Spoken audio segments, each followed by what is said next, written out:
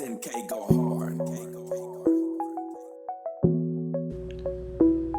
You know what's funny to me? There are clubs that have elected to play a certain style of soccer that is particularly direct, long ball soccer. That's okay.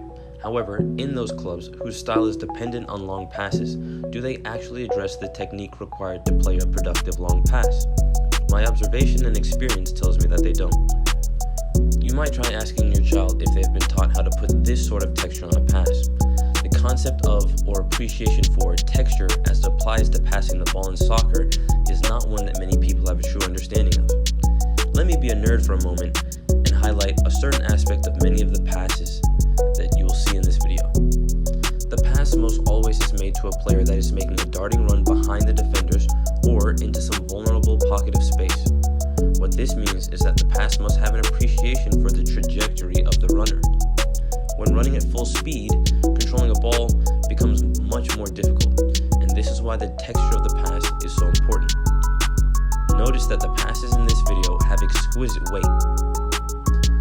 If the pass is struck like a shot, for example, then the runner would never be able to control it. The question is, how do we get a ball to our runner quickly, but in a way that they can control it and execute their idea? Notice that the pass is driven, but then delicately floats into the path of the runner.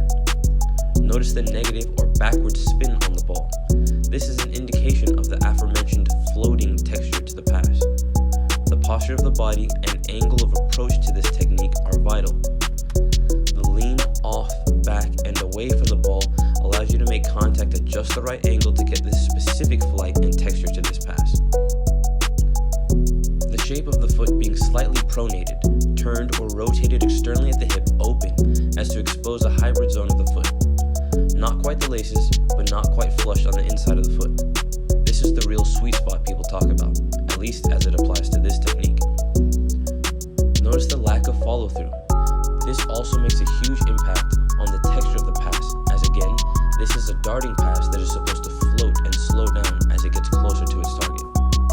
Ladies and gentlemen, there's more that I could talk about. Suffice it to say that when people shout out just booted, or people tell me that my kid has a big kick, or when people oversimplify the game of soccer saying that it's just kicking and running after a ball, this indicates the level of appreciation and awareness that they have about the game, or the lack thereof as it applies to coaches and clubs.